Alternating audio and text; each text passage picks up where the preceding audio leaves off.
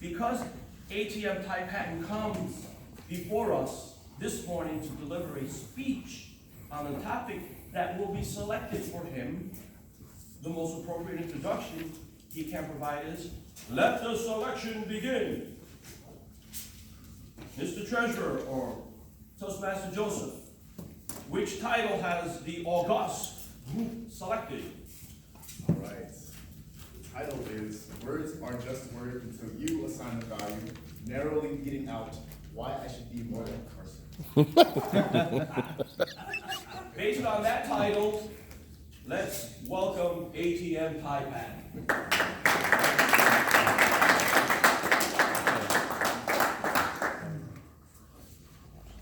So words are just that.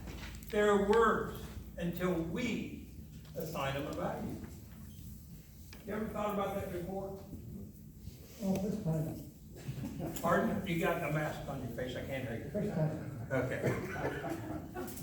Well, it is true, because all too often, what ends up happening is that in the English language, depending upon what source you want to rely upon, we have somewhere between 1 million and 2 million words.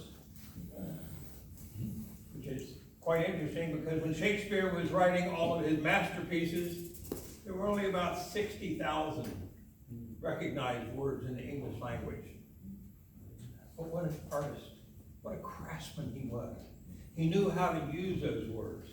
And I believe that sometimes we actually have too many. Because when I say I love something,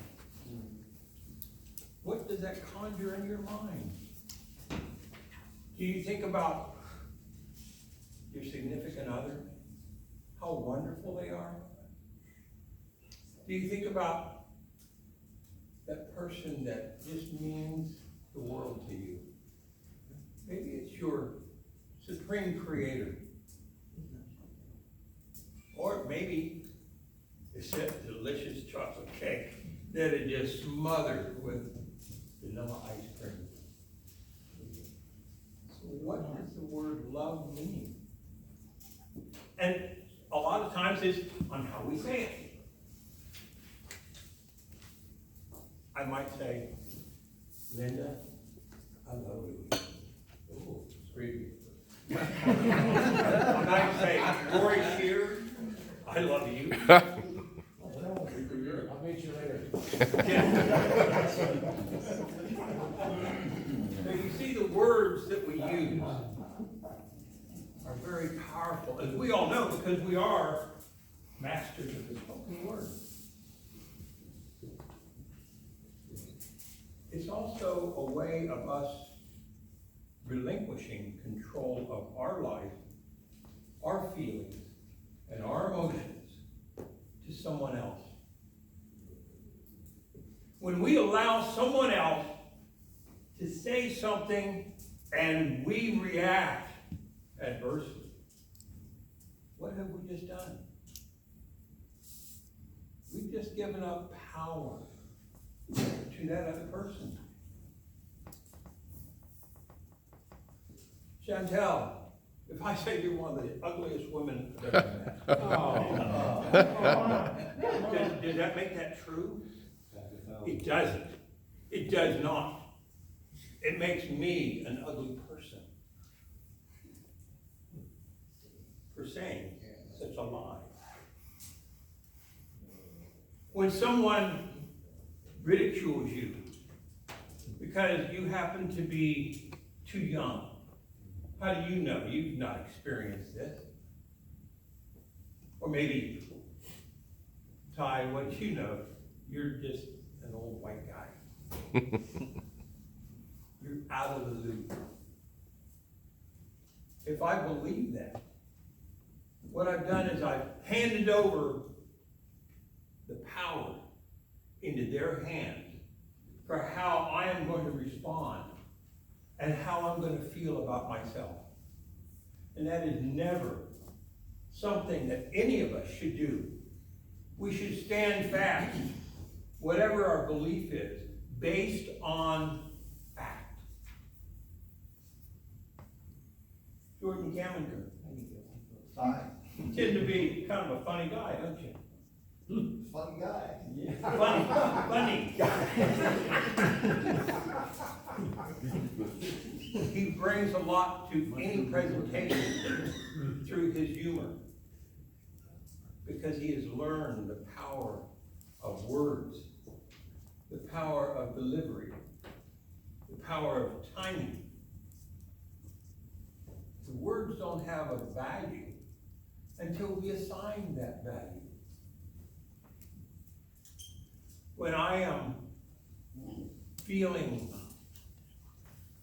down, maybe a little depressed, maybe I'm having a little bit of a pity party for myself, that's one of the times when I'm most vulnerable.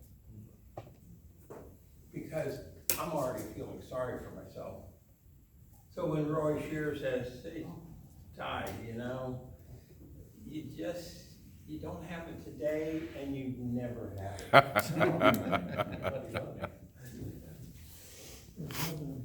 If I believe that, and in those moments of weakness, I just maybe he's got a point there.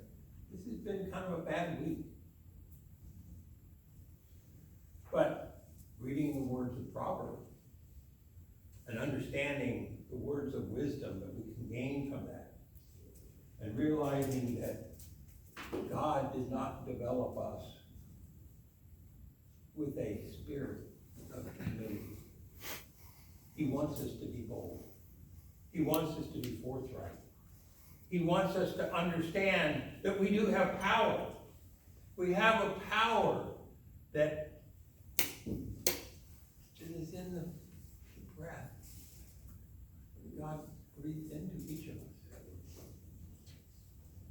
What we do with that is our gift to God.